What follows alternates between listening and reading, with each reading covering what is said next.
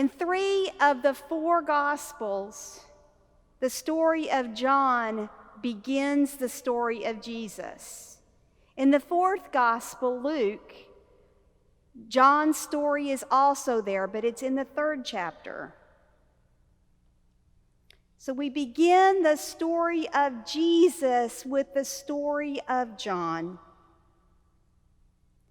And I'd like to invite you to join with me in a little bit of imagining, something I like to do to give me a fresh perspective on the gospel. So today, let's imagine Jerusalem. Can you imagine the leaders of the temple getting together and saying, have you heard about that guy out there by the Jordan? He's baptizing people, and a whole lot of people are coming out to listen to him. And he's talking about justice and mercy and kindness.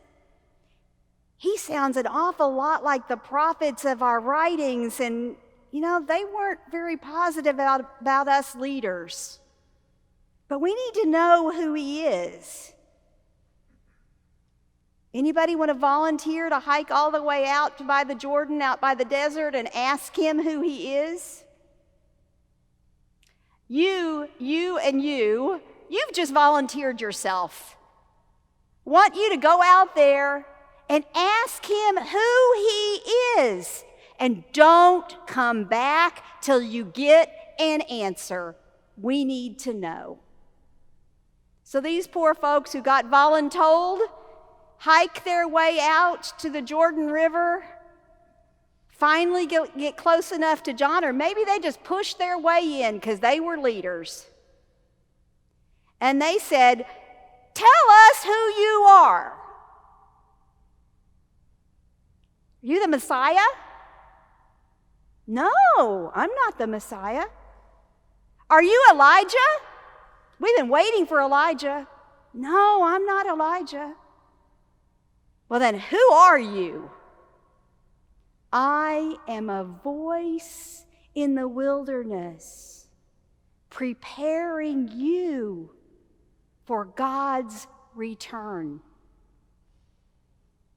Can you imagine what these people had to go back to Jerusalem with if that was John's answer? John prepared for Jesus so that those powerful people in Jerusalem, they probably got rattled. And they started really paying attention to what was happening around John.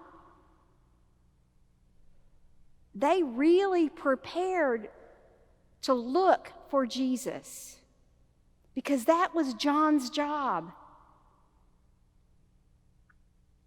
Now, we talk a lot about witness and testimony, and we call this John's witness, John's testimony to the light. Well, when I hit those words, witness and testimony, I struggle a little. I grew up in a small town in North Texas where revivals at other churches happened every year. And kids would come into the school and ask me, are you born again? And I said, well, I'm born and I'm baptized, and I think that means I'm a child of God, but I don't know if I'm born again. Well, if you believe in Jesus, you're going to be telling everybody else to believe in Jesus too.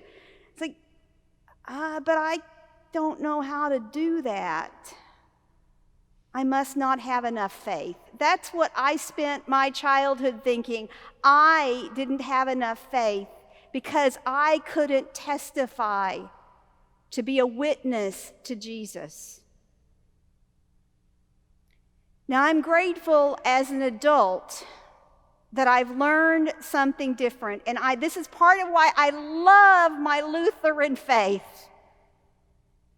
I thank God for the gift of grace that has let me know that my job is not a job of converting people. My job is a job of sharing God's love with people in this world. And that's your job too. Because John's job was not to go out there and convert people in some way. John's job was to point people to pay attention to what was coming. That is our job too. And as we spend this time in Advent thinking about John and preparing for the Nativity, the question is, how and when do I witness to God's love? And my answer to you is every moment that you are reaching out to another person with God's joy and God's love and God's mercy, you are sharing God with this world. Sometimes we set ourselves up to be so, we have these levels of expectations of ourselves that are so unfair that God is not asking us to reach. During this time of COVID, where I'm standing here and I'm seeing a choir with masks on and I don't see any smiles and I don't have a clue if anybody is actually even following what I'm saying, but that's okay. We have to struggle to connect with others. Yet when we connect, we are doing God's work. When you smile at the homeless person or the panhandler on the corner who's begging for money, and you smile and you see them as a human being, you are doing God's work. You are witnessing to Christ. When you say hello to a person in the grocery store with your mask on and you greet them and you stay your 6-foot distance in this time of COVID, you are doing God's work. You are witnessing to Christ's love. You are caring for others. This is the work that we are called to. This is shining the light of Christ onto the world. We don't have to convert people or count how many conversions we have.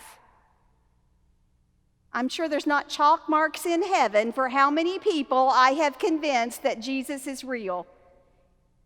Because see, that's what the Pharisees were doing. That's the problem.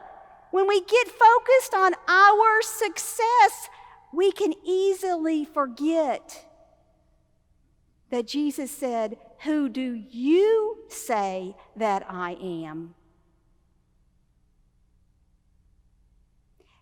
The grace of God is so abundant.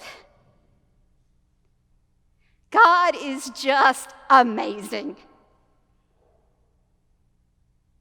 And we know that because even when we mess up, God forgives us. That's what this communion's about. We are baptized children of God, called by God to share God's love in this world, in the center of Austin. We don't have to do it perfectly. We don't even have to do it in a hard way. We get to shine Christ's light with the beautiful, simple things that we do. Let that be the work you do, because you are the light of the world, called by God to serve God's people just like John. You are witnesses to the light, exactly as you are. Shine that light. Let God's love show through you. And that is how we witness. Amen.